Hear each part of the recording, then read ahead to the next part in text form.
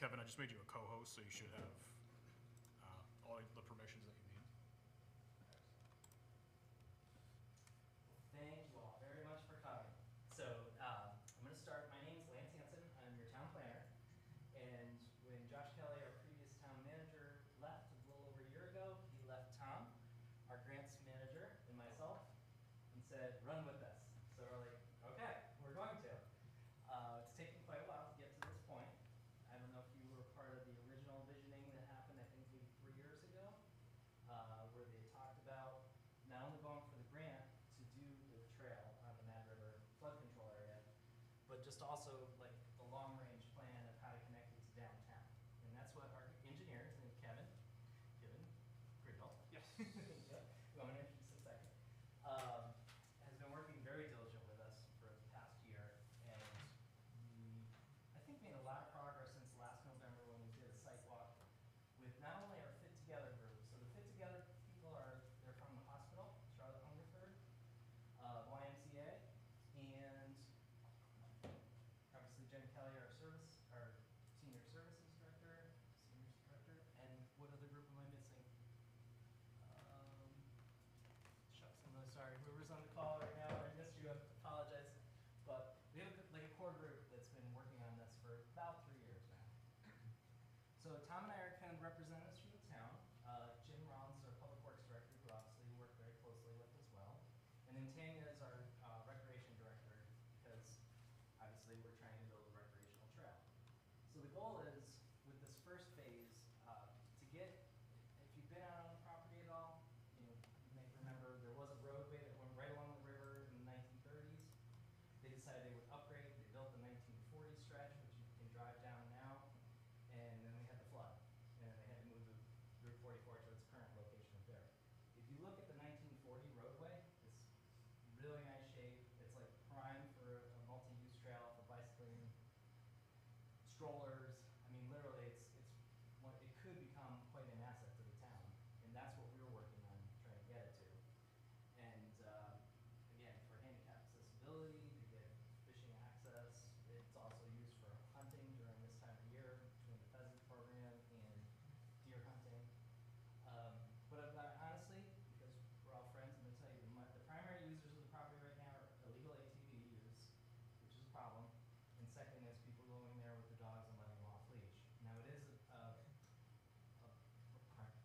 prime habitat area for the New England cottontail, which is a species that was on the cusp of being on the endangered species list. So we're very sensitive to that.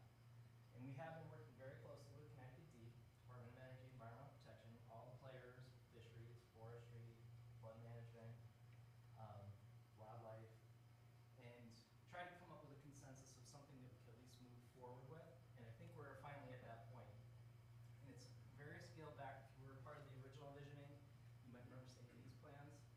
So they've changed quite a bit, mostly because the prime parking area, which is right off of Rugbrook Road, that's where they have the most concerns of having access point.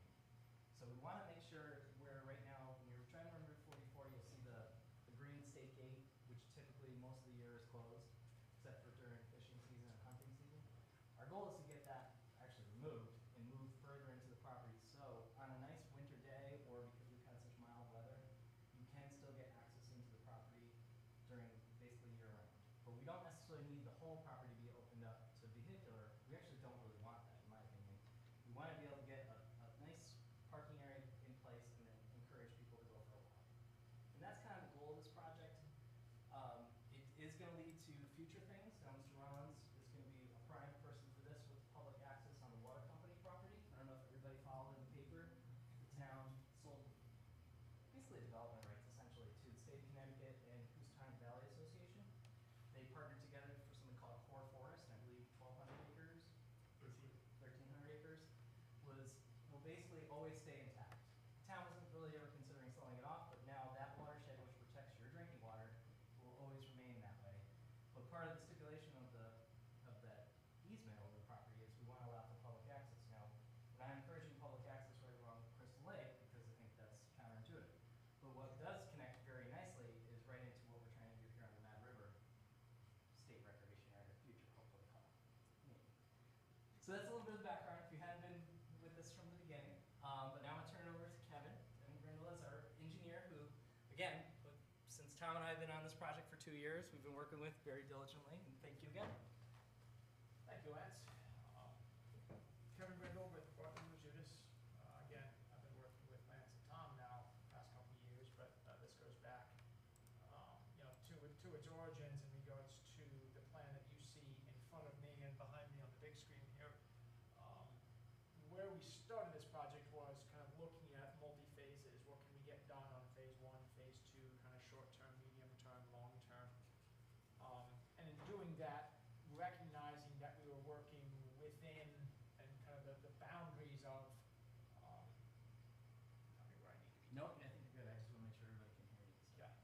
Yeah. Kind of working within the boundaries that DEP is setting for us, since it's their property and effectively their jurisdiction. So, as Lance had said, our initial kind of phase 1 work, we were looking at improving the parking lot off of Rug Brook and then coming into this property from that trail, kind of using that as a trailhead. Met with DEP on an official basis, and the comments and concerns they had effectively required us or allowed us to pivot. As Lance had mentioned, the eastern cottontail habitat and concerns that wildlife and fisheries had in regards to multi-use recreation trails going through habitat, and then one opportunity we were suggesting was a pedestrian bridge over the river to connect to the old Route 44 roadbed. That was met with concern from both wildlife and fisheries. From there, we took a step back and pivoted a bit. So, that becomes an opportunity for this plan that you have in front of you, or up on the screen. That's the opportunity we took to have kind of a multi-phase plan. We didn't come out and say we have to start here and we have to end here. We approached this by saying, hey, this is where we think we want to begin, and this is ultimately where we want to end. So through that dialogue with DEP, that effectively changed the starting line. It might not have changed the goalpost for where we want to end up, but it effectively changed the starting line. So what you see on this plan, you'll see a yellow kind of half-round horseshoe in the middle of that plan. As Lance had said, the roadbed, the old 44 roadbed, was and is in fantastic shape. And then there are side paths and side roads off of that that are in less good shape, but still provide an opportunity for us to say, to DEP, those were existing. And there's precedent now set that we could not build a trail where those roads are today, based upon the current permitting climate. Those roadbeds are too close to the river, too close to adjacent habitat areas, and so on. So we determined kind of on a political basis that rather than fighting the good fight and getting trails where there are not trails today to start the project, there was a good opportunity then to leverage the existing infrastructure improvements that had been done on the property, at this point, nearing on 100 years ago, is to say, let's use those precedents as places to begin a multi-use trail. So what you see in that yellow is what we're going to be focusing on for phase 1 moving forward, to say this is where we're starting the project, and where we're going long-term is still ultimately a connection into downtown. Ultimately that's what we were talking with Fit Together about, that's what we were talking with Josh Kelly about. That really is the hope, is to pick up, get up and over the dam, pick up the old railbed corridor, and get down into the town, so that community members here in the center of town have a direct off-road access into this park space. If you were to tell me if that's a 5-year, 10-year, 20-year plan, I'd say my crystal ball is broken. At this point, I don't know what that looks like, but that's kind of the ultimate high-level umbrella that we're trying to achieve, is to make that connection so that residents and visitors to town can enjoy the downtown district, and then off pavement, get up and enjoy the park space, while not having to traverse the Route 44 corridor as we know it today. So, on this plan you'll see different, you see the yellows, you see green lines, you'll see icons, notes, and so on.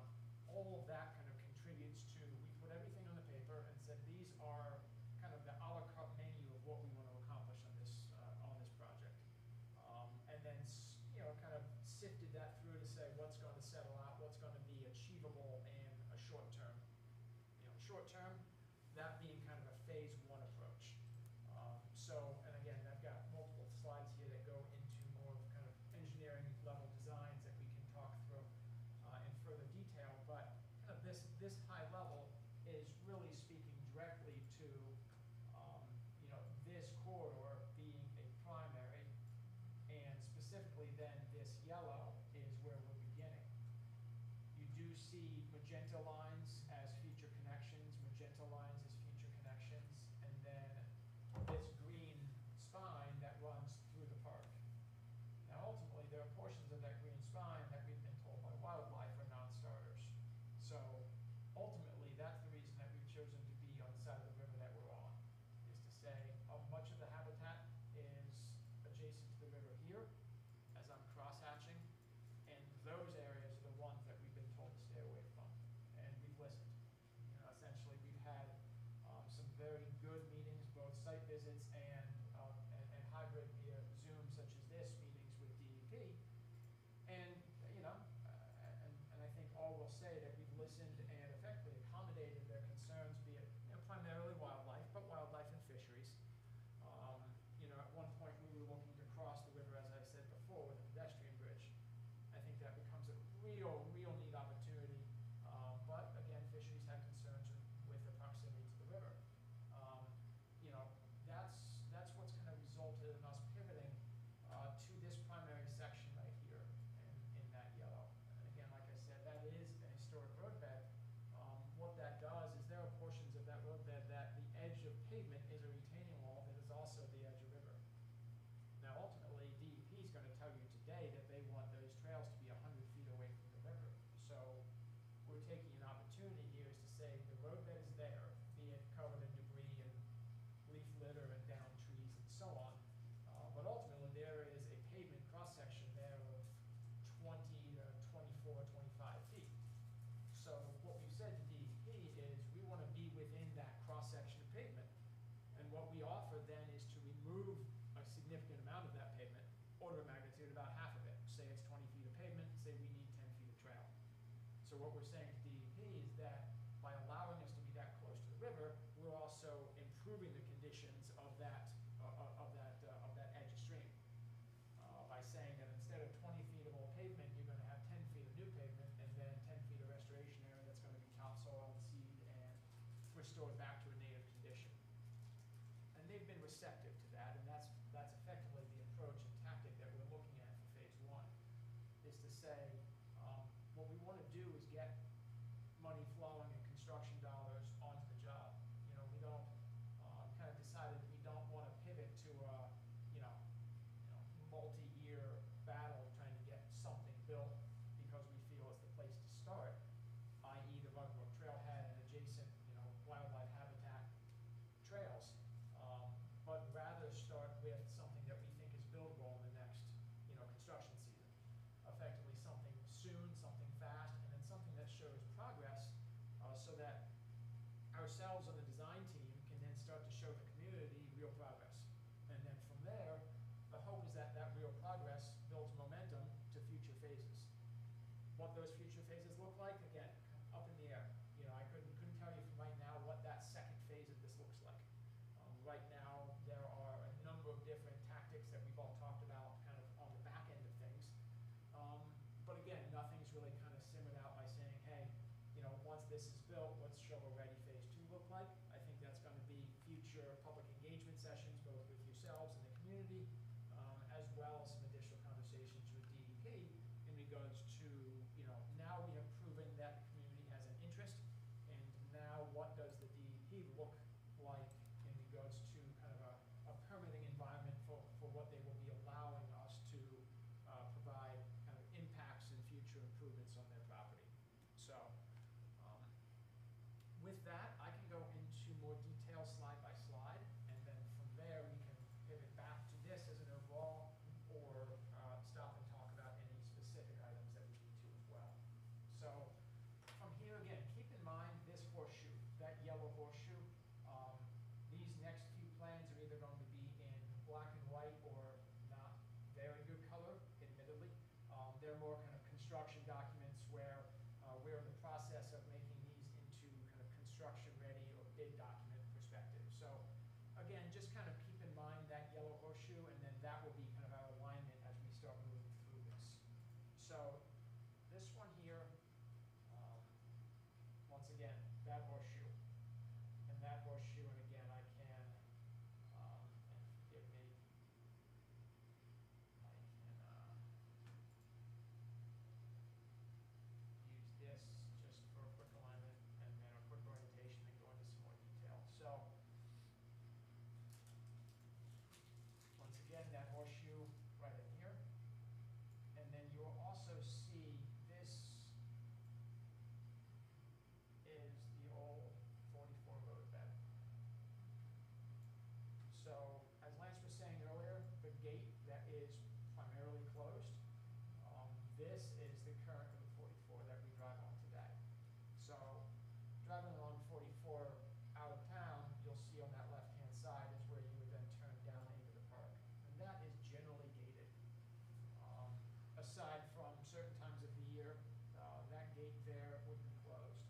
And what we're looking to do with conversations with DEP is to move this gate that's currently at the road intersection down into the park a couple hundred feet. What that would allow visitors to do is effectively get off the shoulder of the road.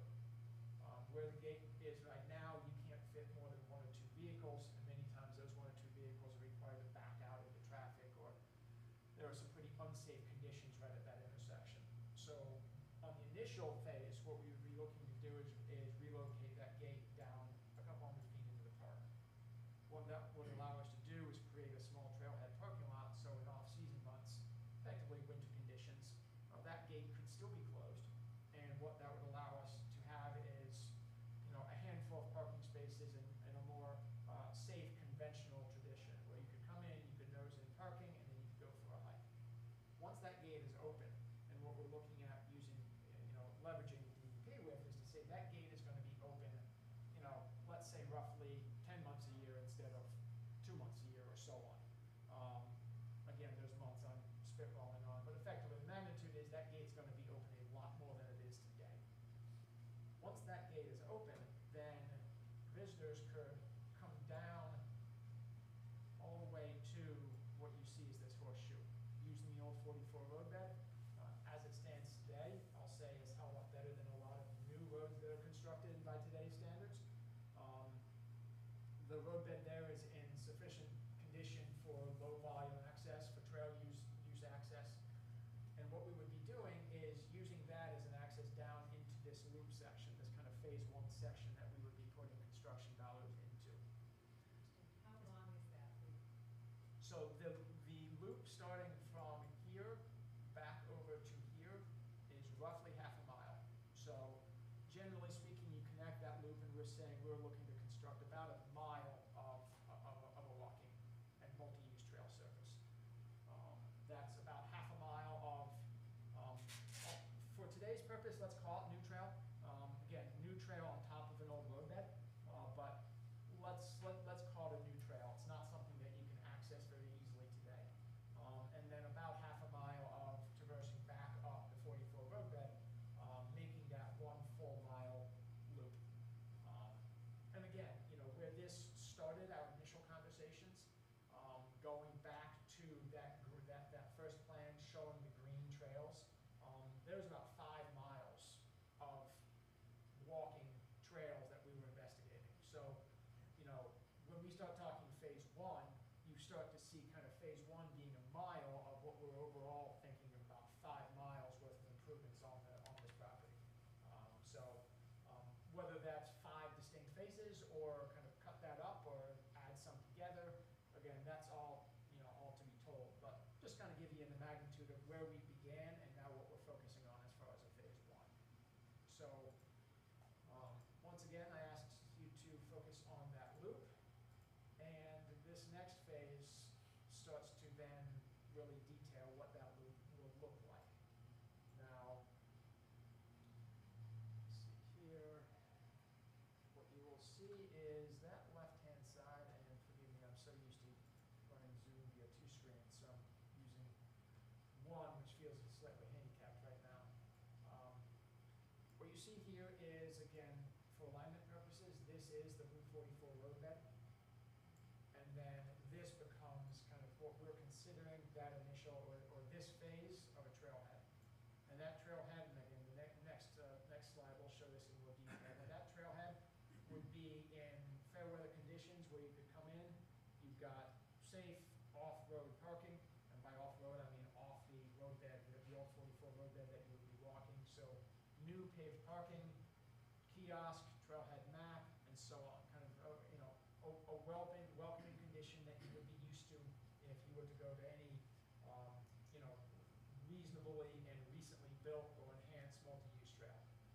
Kiosks, maps, parking, striping for the parking spaces, a handicap accessible parking space, timber guide rail or boulders to define the parking area, kind of a very welcoming place to start. And frankly, I think that's one of the things that this property is missing right now, is a welcoming place to start, start your hike, start your walk, start your engagement on this property. The Rugbrooke Trailhead is great if you're ready for a fairly aggressive hike through the wildlife management area or the wildlife habitat area and then up into the hillsides. What this offers is, a place for anyone who wants to go out and experience nature to do so on a paved all-weather surface. So from that trailhead, once again, I ask you to follow that loop with me, and that loop starts to come back around to 44 and then back along the 44 roadbed. What you start seeing here is this is the river itself, and you start to see the proximity of the river to the proposed trail. Again, I will say that this next slide is a detail of what the parking lot will look like, and forgive me. And like I said, a lot of these, these are kind of construction level drawings, so they do get a little wonky, if you will, as far as typically, public informational meetings. I will like to say it's a little greener, a little splash of color. I'll say up until a few hours ago, we're still kind of producing the construction plans here, so these were grabbed off of kind of current production level project here. So that trailhead parking area that is, again, welcoming, sufficiently paved, level, safe access, that handicap parking space adjacent to the trailhead, small water quality basins, so that we've told this to DEP specifically, we're looking to be good stewards of both the land and the water out here. Anything that we're doing is not, we're not proposing any negative impacts to the land or the water. And I think that goes a long way, and it goes to making, the team on the fisheries, on wildlife, on forestry, pleased with us in regards to saying, understanding their, their entry level to our conversations generally, and anybody else in the call can say otherwise to me. I look behind, but the wildlife staff, their preference is that we do nothing out there. Well, true. But I also want to state, it's not a wildlife management area. If it was, I wouldn't be pushing for this. It's a flood management area, and the care and custody that DEEP is the flood control. They actually are not against this project. So that's part of the reason why we want to pursue it. And Lance, you bring up a very good point. I have used the wildlife management term here, and I should not be. There are habitat areas for the eastern cottontail, but to that point, it is flood management and for flood storage for the dam. And those were our very early conversations with both flood management and Army Corps, is to make sure that nothing we were doing here was going to run afoul of what their vision for this property and the overriding goal of this property is. And we were told, unequivocally, that the project plans that we have here this evening, they have no concerns with. And that was both from DEP's perspective and Army Corps' perspective, is to say there's nothing that we're proposing that's going to negatively impact the core purpose of the land. What did you say that gray rectangle thing is? This gray rectangle would be a water quality basin, so that the parking area here would be an increased paved area. And what we would be doing is, within that paved area, any stormwater that was collected run into grass and vegetated swale, and then that stormwater would be collected into this basin. Once in that basin, the intention there is it would be infiltrated back into the ground. High flood events or storms, that would then bypass and overland into effectively where all that water goes to now would be, that wooded condition. So we would be holding and treating the increase in the storm event based upon that pavement. So from there, we can then, and this next slide, forgive me, is a very zoomed in attempt at showing these would be the, right now we're looking at about 5 new parking spaces up top in this upper, this upper parking area, as I had said, coming off the highway when the gate was to be closed for the winter. That slide that I just showed would be those 5 parking spaces adjacent to the roadbed that you see there today, and what you also see is, again, for alignment purposes, this is the existing 44 road. You do have the historic access drive that you would see down here. There is some informal parking here right now, and what we would be looking to do is a small formal paved area right off the road, and then there would be a new gate here so that you could still provide safe closure of the overall park for winter conditions. But if somebody wanted to go out there, enjoy a winter day in the park, you could still do so without taking your life in your hands and having to back out, or unsafe movements back out on the 44, or understanding that there is a significant difference between the experience that you get off the Run Brook trailhead parking lot and into those more rough trails versus something on this side of the river where you could get out there and experience the old roadbed, and then what we're proposing is these improvements here during the winter condition. So And I just want to interject one quick comment because the reason why this parking area I think is important is, as Kevin just described, last winter was very mild. Remember, we had very little snow to have to jam, and it wasn't even all that icy. People want to be out, and they were utilizing that gated parking area with 4 cars, believe it or not, I saw one day. Probably a group together, I would imagine. They weren't double parking somebody they didn't know in. But again, not safe. It's not ideal if there was an emergency. Nobody can get to them. Like Kevin mentioned, backing out onto the actual Route 44 is really a nightmare and could be a potential hazard. So it's irresponsible in our way to leave it the way it is. So I think this is a much better compromise. And yeah, there is that weird, it actually doesn't have terrible sight lines, but yeah, you got to be going 90 when you come out of the driveway. That's why we didn't really want to focus on this for the access. But as long as people are being cautious and watching where the traffic and they got to cross on 44, it's really not the worst. Let's just say it's not the worst scenario I've ever seen out there for these kind of trailheads. So it's not ideal, but it's not the worst. So once we get into kind of the nuts and bolts of what would make this project work, and these are the conversations we've been having with DEP and internally on our side, where we stand on this is, okay, let's make these constructible.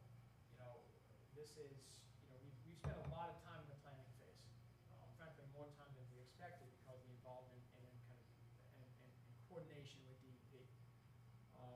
So now we're beholden to make this constructible, and what we're looking to do out here is to say, and as I said, we've got about 20 feet of an old road that is in fairly good condition in the big picture of things. Understanding down trees, limbs, leaf matter, and there are portions that the pavement is either gone or in very poor condition. But a great starting point. And in doing that, what we've also said to DEP is that we're looking to disturb as little as possible. So you'll see, as we start getting into more detail here, you'll see the gray areas here are the 10-foot wide trail. And that's a 10-foot wide multi-use trail, similar to what you'd see generally anywhere that, again, kind of recently improved trail conditions. 10-foot wide pavement section, and then what you see here is also this green area on either side. And as I'm zooming in and out, you'll see those green areas kind of they vary in width. And what those green areas are shown right now is the areas that we'd be restoring. So we're trying to match grade where we can, effectively keeping this handicap accessible so that it does not exceed the 5% maximum in most conditions.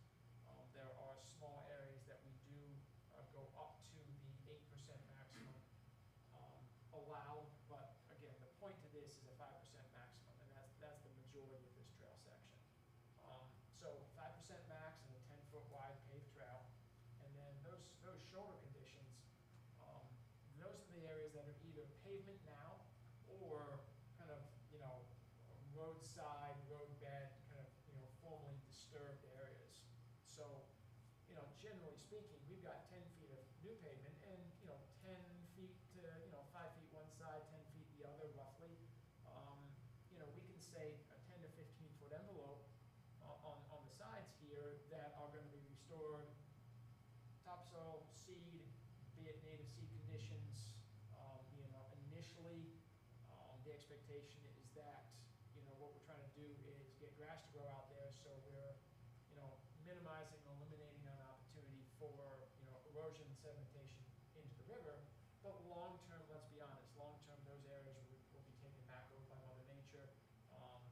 Roadside mowed once a year, plus or minus. So those are more kind of a native or natural habitat condition on either side of this trail. Again, something very similar to what you'd see, in any typical trail condition. But you start to see the proximity, and forgive me because ideally this river should be in blue, but I will take all the blame in the world for not getting that on the paper by the time I hit the road this afternoon. This is the edge of the river. So all of this area here becomes running water. And what you see is this proximity, and these next couple slides, you'll see that, this trail, we're getting closer to that river, like I said earlier, closer to the river than we could in today's permitting environment. If it wasn't for this historic road, we could not be here. And I think that's, something to really focus on as a highlight of this, where, the roadbed itself, kind of taking a negative and making it a positive. All too often we look at abandoned or discontinued roads as opportunities for something. We don't quite know what it is.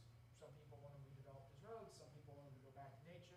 In this case, we're looking at them as a real opportunity for this this trail connection. And that's you start to see that as we go through these next couple slides, is that you'll start to see the trail coming very, very close to the river itself. And again, you can start to see, kind of on a big picture view, you start to see this river on this aerial. So, there becomes an opportunity for fishing access coming off the trail, just for view sheds off the trail, and then, be a passive and active, conversation with the river. And I think that becomes kind of an overriding opportunity here, is to say, we're leveraging all we can to get users close to this watercourse.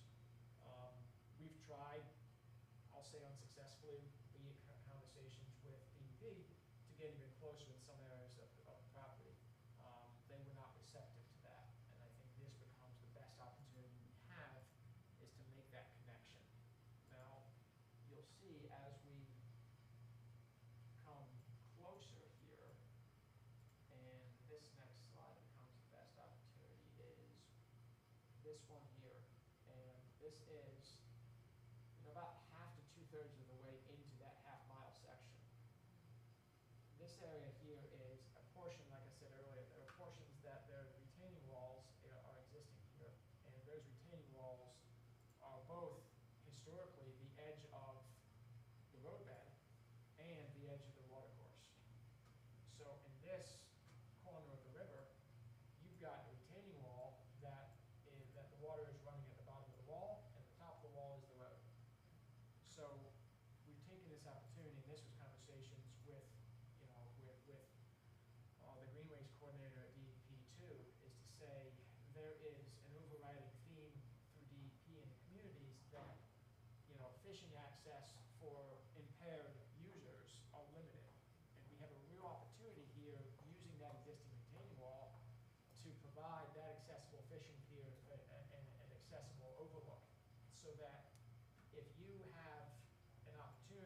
get a trail user who has limited accessibility right up to the edge of the river, there are not many of those places out there that you can get, those users to safely.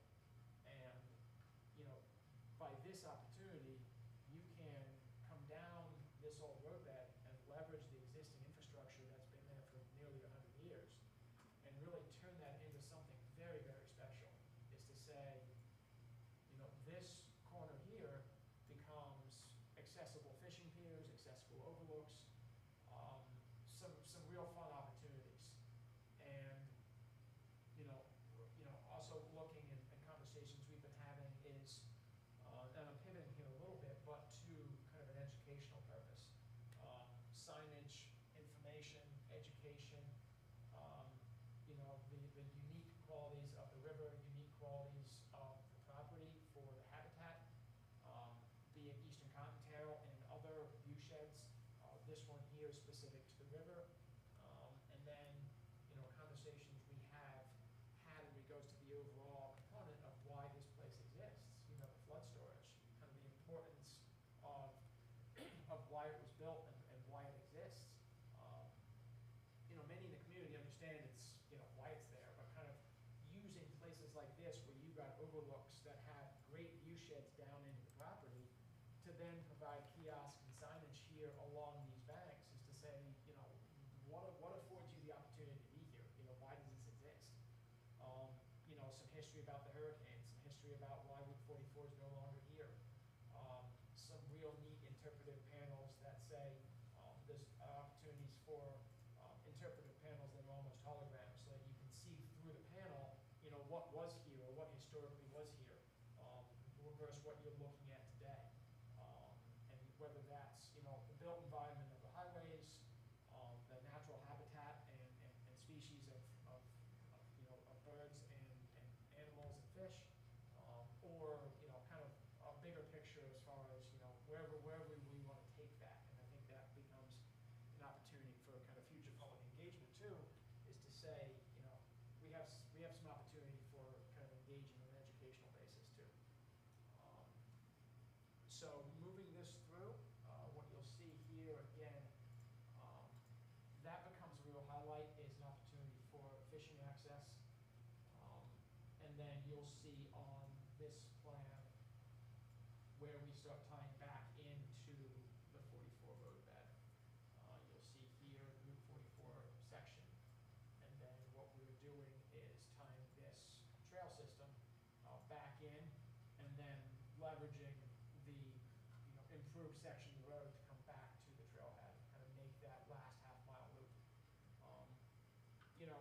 One opportunity we're doing that for is obviously making that connection for DEP's purposes because the infrastructure is already there, but also looking to spread the construction dollars as far as we can by saying if we can use existing roadways and existing roadbeds, that provides a lot more kind of cost-effective approach to start making these connections. And understanding that in this construction environment where we're seeing construction costs, no longer are they going up 5 or 10% a year, they're going up 20 and 25% a year. And I make eye contact with Jim back in the corner where it's, I used to be able to price a catch basin for $3,500 and I just got a bid back at $9,000 for a catch basin. And been in this for decades and it still makes my still makes me scratch my head for how in the past couple of years we've gotten to where we are. So kind of leveraging construction dollars as far as we can, trying to be creative with how we spend the money. And that's kind of the next step in this on this project is to say, these plans here, we're making them constructible with the intention of putting this project out to bid in the near term. We're looking to secure construction monies and then get something built. And before we kind of pivot to that end of what's next, the last slide I have here is just simply a cross-section where I've been talking to you about what the trail looks like in regards to the existing road. What I'll say here is, this is what we're looking at in kind of a reality as far as a construction level cross-section that contractor could here is this becomes the existing cross-section of the road. Like I said, plus or minus about 20 feet, depending on kind of where our surveyors picked up the edge of leaf litter and where the leaves begin and the pavement ends. But the intention here is that within that cross-section, we would then be enhancing it and constructing a new 10-foot section so that it's new pavement, new leveraging, the base of the road that's still going to be good, leveraging that, building up from there and creating a new pavement section so that you would not be walking on the old pavement you'd see out there today. That would be removed, and then it would be a new pavement. And then these are the shoulders, like I was talking about earlier. These would be the shoulder sections that would be restored back to a native condition, initially with just grass, but the expectation is that there's some kind of, Mother Nature's encouragement here in the next, number of years. Those do go back to, more habitat areas that would be then mowed at an interval that would just effectively keep the invasives down, but then provide, a safe, mowable, strip on the sides effectively to keep, like I said, invasives at bay and ticks at bay and so on. So you've got a clean 10-foot wide section. And then from there, there obviously could be opportunities for either, native plantings, wildlife habitat, wildlife plantings. That's all kind of, those are the devils in the details as far as what that looks like now moving this forward. So, that is it. That is where we stand. What we're looking at is on the kind of phase of plan preparation from the engineering side. We will normally go from a 30% conceptual design plan to a 60% semi-final to a 90% final plan, and then into construction docs. We're coming up to a phase somewhere between a 60 and a 90%. So we're, the field survey has been done. These construction plans that I just went through are buildable or sound. Now it's a matter of fine-tuning, adding some construction details, some cross-sections, figuring out how the fencing and perimeter fencing and cross-section of the fishing pier will work against the existing retaining wall. Kind of the nuts and bolts of what we would give the contractor to bid. So that's our next phase of these plans. And then with that phase is also a construction cost estimate. And then from that cost estimate, and Lance, we can jump in together on this as far as what the next steps are, as far as starting to look for funding and then kind of getting this into construction. My expectation is that what has brought this project thus far has been, the opportunity to use, design dollars that the town has received through the Rec Trails program, the Connecticut DEP program, through Recreation Trails, has funded the design, and we would be looking to that program again for the construction of this.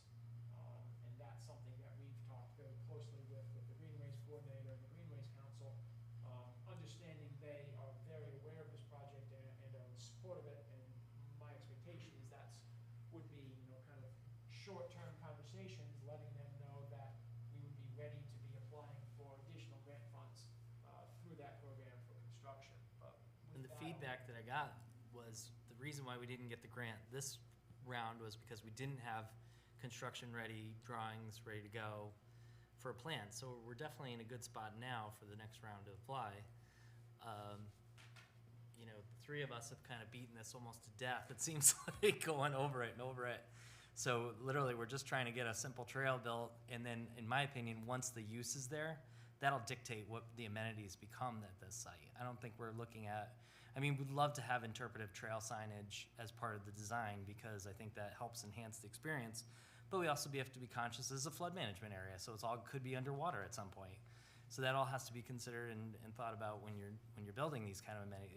Same thing if you're going to add any benches or anything like those kind of amenities to the site. But we're literally just trying to get a trail there and find our users that are interested in going because they're out there.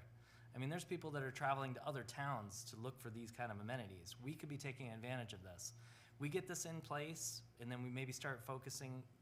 I'd like to. I'm not the chair of this group, but the rail bed that takes you from Meadow Street and down by Hubbard to come into the property that side, there's a gorgeous waterfall back there that most people don't even know about. You know, this is going to be an amazing recreational facility for passive recreation when it's completed. And then that's why maybe if you saw my email, I said this is a marathon. It's going to take a long time to get to that point, but we have to start somewhere. I think this is the logical place to start. We start getting buy-in from the state and they see the long-term plan that we're trying to improve. I only see good things for it personally. Right now, those that heard me mention, you know, it's used as like an ATV park essentially because nobody's out there. If you get the right kind of behaviors in these properties, those behaviors go away because they don't want people seeing them riding their ATV and calling NCON. They're out there illegally. So we want the families to go out and enjoy and experience this. And if you've ever been out there, and if you haven't, go. I mean, it's amazing. You can hear birds, and you know, Route 44 is literally right there, but it's a little bit of an oasis of itself for a beautiful open space. And it's 2 miles from the center of town. How lucky are we? That's why we really need to take advantage of this. So that's my soapbox. Thank you. So, and that's really where I stand as well. You know, my goal here as the designer is to design something that's buildable and constructible, and then also with the eye towards what's in the future. And like Lance said, I mean, with this being a marathon, frankly, it's taken us a couple years and, you know, 2 grant rounds to get us this far in the funding. I would expect that there is one more grant round that builds this yellow section that we've just been focusing on this evening. And as Lance indicated, you know, interpretational signage would be great. If it's not in the initial budget, that is also a great opportunity for a future grant round.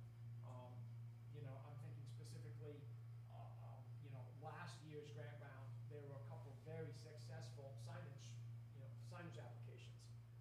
Something like that where the Rec Trails program is really designed for that. It's not designed for, you know, large scale, large dollar construction projects. You know, generally speaking, that program is built around a, you know, $200,000 to $500,000 to $600,000 project. You know, anything beyond that in magnitude, we start looking to DOT and, you know, federal, you know, transportation alternative monies. A case like this where the Rec Trails program can fund, you know, I'm thinking that the signage application I'm thinking of in an adjacent community was, you know, an $85,000 grant that provided fantastic signage on a rail trail. That would be kind of the future phases that we could say, you know, the bulk of an application for construction gets the boots on the ground of, you know, of a construction contractor that can go out there and build a trail. And then future is, you know, trailhead kiosks and signage and interpretational, and kind of the amenities could be that next step. But what that will, you know, that kind of gaming of the application process will be, you know, through conversations on our end about what makes the most sense. How can we package this into the most successful application for construction funding as possible? So that becomes kind of our next charge as a team, is to make sure the application we put forth is, you know, is going to be looked upon favorably and successfully. So. So I have a question, and I'm not sure how to ask this. So there's another project, the Greenway project, so it's extending that into town. Does the work getting the grants and the So you're right should on. they compete with each other? No, or great. That's a great question, they can be actually. Independent. Independent, yep. So yeah, we haven't gone to the state, not DEP for the Sue Grossman, but that is a project, as you're aware of, that ends right now at DMV, and we do want to continue that to the center of town that end. And then it would tie into, maybe a lot of you remember the City Walk concept, which was on our tourism maps. It's basically utilizing the sidewalks that exist. We just did the reconstruction sidewalk, well, DPW, on Willow Street. So ideally, you would connect from basically the end of Sue Grossman into that section of town, and then come through the recreation complex, go down Prospect, go down Willow, and then this would get you into the back end of this property. So yes, it's all in conjunction with one another, but in different spans, I guess. What are the relative differences in elevation between the proposed trail and the river? The proposed trail and river, that elevation change, I'm spitballing here, but there are some areas that it could be 3 to 4 feet. There are some areas that it could be 8 to 10 feet, depending on that overall elevation. Where you're starting at the trailhead parking lot, that adjacent, the old bridge on 44, the old DOT bridge, that's probably 10 plus or minus feet. And then from there, from the trailhead, if you're kind of walking this corridor clockwise, there are some areas that you're going to be roughly 3 feet from the edge of water. A lot more traversable, kind of a bouldering exercise to get down to edge of water. And then back up to where that fishing pier would be, probably 6 feet plus or minus. Again, kind of going off of memory in there from my own, walking that section on a couple different opportunities, a couple different occasions with DEP staff. But very, very accessible as far as if you wanted to get down to the edge of water. But like Lance had also said, this entire project is within a flood storage area, so that times of high water, the expectation is that this entire thing is in the drink and underwater. Conversation we had with DEP is and Army Corps for that matter, and effectively what happens during a flood condition. The expectation is that we're not looking to put construction dollars into something that's going to be washed away. We've all seen that happen. May I also just make one little reminder? The bridge work that's there, the roadway that's there, all survived the flood of 1955.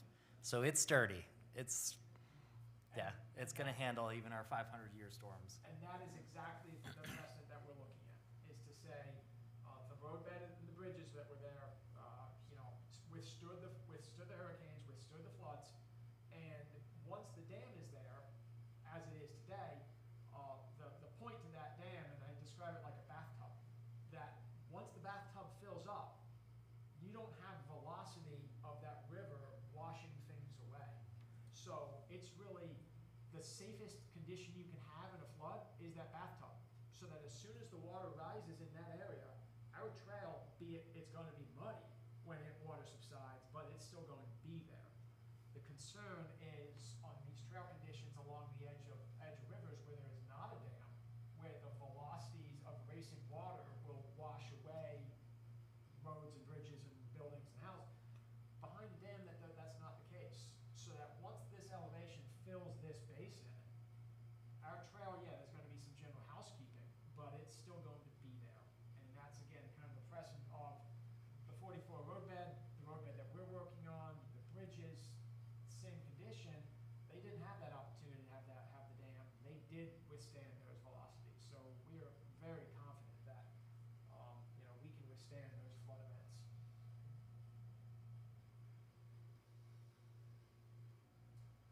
Any other questions? So I'm under the impression that the state kind of has a trail plan or a goal or a hope for trails throughout the state, linking the coast, all the way up through the state and then east and west. I mean, is that like a published plan? Is that just something I heard? Is it true? Is it not true? How does this fit into that plan, if at all? Yeah, you worked on some of them, so I should let you talk. But you're thinking of a few things, like the Farmington Canal Heritage Trail, which goes from New Haven all the way up actually into Massachusetts. It's a multi-use trail that's paved, and it goes right along the Farmington River closest to us. That would be the northwest or north-south connector. There has been also the East Coast Greenway, which has components that connect cities like Manchester, East Hartford, Hartford. We're not on that path, unfortunately. We're a little bit too far removed to be as part of those larger systems. But saying that, there has been a group that's wanted to always connect it's called the New England Trail, which used to be the old Metacomet, to the Appalachian Trail. And that would be primarily a hiking trail, and we would be in the path, which I would love to be part of. Could this project be the connector? Maybe. I was thinking a little bit further north of town, but again, that's not out of the realm. But those kind of greenway connections is absolutely a goal of the state. They want all of these trail systems to be able to go from one to another, especially when you're trying to encourage them to come to downtown, spend money, go to the ice cream store, spend money at a restaurant, go to a bike shop. Like, This portion of the trail is very remote, so the answer is no, but the remaining part of that we're working on has that potential, as you know. That's what we're working towards. So this is definitely an economic development driver for tourism. So this will be, when the system is in place for our town, it'll be huge. So. And I think, you know, to piggyback on that, Lance, and Jim, to your question, I think it's important to understand that, you know, the connections of the Sue Grossman Greenway extension and then, you know, further into, you know, Torrington as the Naugatuck River Greenway extends, while this is not, you know, this is not a prime, you know, gap connector project. This is not, you know, we're not looking to fill a gap, you know, on the, you know, Farmington Canal Trail or gap, you know, gap closure of the East Coast Greenway. I think DEP is very much in tune with this being an economic development driver for communities, you know, ad hoc. Be it, you know, I'm working with Canton in extending the Farmington River Trail. I'm working in New Hartford to extend trails coming out of Canton through Neepog and in the center of New Hartford. I work with Torrington on some connections of the Naugatuck River Greenway. It's all of those kind of small incremental steps that create a bigger fabric. So, you know, this connection, we're not saying we have to get from point A to point C and we're missing B and it's the connection that's going to, you know, open up. But it's the point is to say kind of more regional destinations so that, you know, if there becomes a hub in Canton and a hub in New Hartford and a hub, you know, here in Winstead, you know, there becomes more of an opportunity for somebody to say, well, okay, we can use this as, you know, a destination and then we can hike in multiple locations, multiple communities at a time. And then start looking at the longer kind of spine trails, the Sue Grossman, the Farmington Canal Trail, kind of those, you know, those more kind of north-south connectors as kind of what's connecting the dots between these communities. So, you know, with that, I hope that kind of gets. Well, yeah. So, anything else? Or is there anybody? Did deep fisheries and wildlife, I know you talked about the cottontail a little bit, but fisheries, it seems like, did they have specific concerns? Their specific concern was when we were looking at a pedestrian bridge.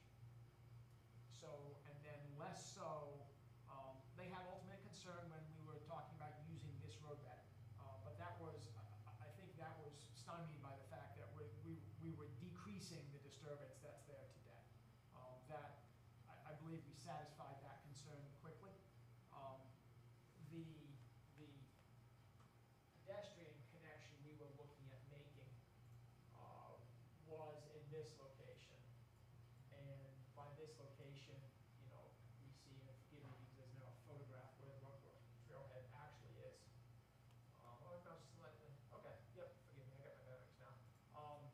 That trailhead, and then what we were looking to do is put new trails through that habitat area and then make that connection across the river where there was historic abutments that we determined had a bridge crossing. That was fisheries' concern, is that But what was the concern? Whether disturbance, ultimately disturbance where there is not now, and introducing people where there is not now. And I think that was one of the concerns that wildlife had, was the introduction of people. And by people comes dogs off leash, you know, droppings, trash, kind of all the things that we as humans bring with us. That is not there now. So, fisheries, that was their concern, was just kind of introducing people into a fairly, you know, natural environment where there is no people right now. Okay. And forgive me, I don't remember specifically, I think there had been some conversation about native fish habitat, but then there was also the acknowledgement that they were stocking this stream fishing, so it's kind of, you know, it's two sides of the same coin, that there was a concern that there were native fish habitats that we may be disturbing, but then the acknowledgement of it, you know, being stocked for fishing. I could put my hat on and say, well, we're providing better access for the, you know, for the fishers or for the people down there fishing. But either way, concerns with wildlife, concerns with fisheries, and ultimately, we read the room and said, let's just not do that connection. So that's how we kind of pivoted from that initial, proposed connection.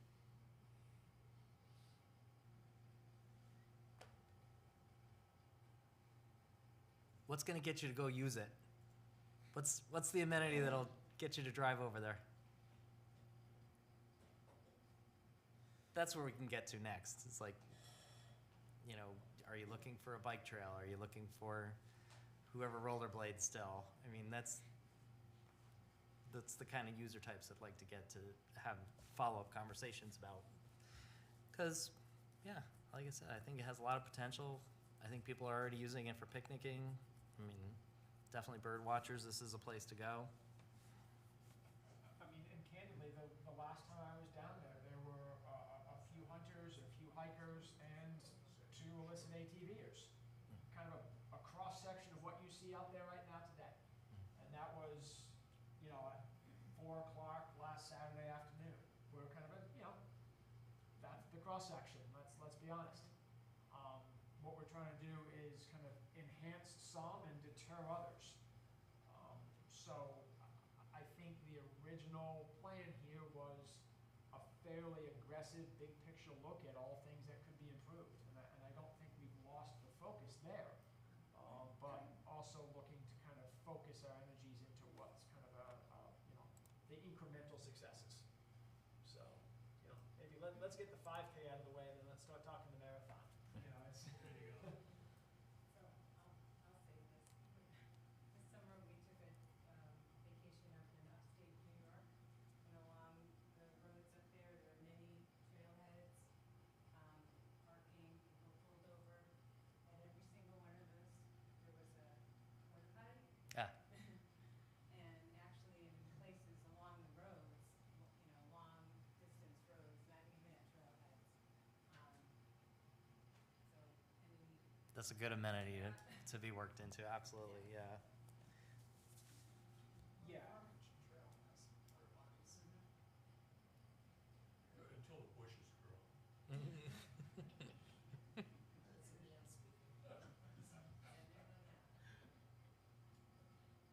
I think those are a lot of the comments that we hear routinely, is kind of the creature comforts, recognizing, bathroom facilities, porta potties, more permanent kind of composting toilets, so on. Even to the extent of, bottle fill stations in more urban environments and urban conditions. I think those go a long way to encourage trail users to want to come back. Honestly, let's be honest, we don't have that opportunity here because of both the flood management condition and kind of the DEP land ownership concern. But I think, again, something so simple as at that trailhead parking lot to have a, level area that's designated for a porta potty, so that you're not using a porta potty that's kind of off kilter or off camber and kind of an afterthought. Making sure its location so that there's not a car parked right up against the front of it, so it's accessible.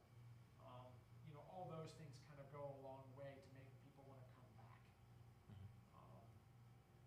That's always kind of the, in these conversations, the 2 areas I will generally go to is what's going to make people come back, because we're all creatures of habit. If we like something, we're going to do it again and do it again. If we don't like something, well, frankly, I've lost you and you're never coming back. So at each one of these instances, we have that opportunity to gain an advocate. In this case, ideally, I want you to arrive, take a walk, enjoy it, go home, tell your friends. And I think that's kind of the metric of a success. In this day and age in social media, it's awfully easy to tell people you don't like things. I'd rather you tell people that you do like things. And I think that's, this property itself has a lot of opportunities there for people to say, yeah, no, I don't really want to go back. Whether it's, poor trail conditions or erosion or ponds or puddles or just kind of the destination of, hey, where do I go from here? And frankly, the first time I visited this site, 20 years ago, I didn't really know where to go. Kind of wander around the top of the dam because it's sort of accessible, and that was nice. And you system and the network, on the low side, and not just walking across the top of the dam itself. So I think there's some real opportunity there to get people kind of to be our own advocates for this project moving forward. So. Yep. I think with that, I've talked enough, so if you have anything else, happy to chat. I do have a couple reduced size 11 by 17 plans here of what I just showed. I only have half a dozen, but if anybody's interested in them, you can absolutely take them with you. So Thank you, everyone, all. for coming. Thank you, everybody.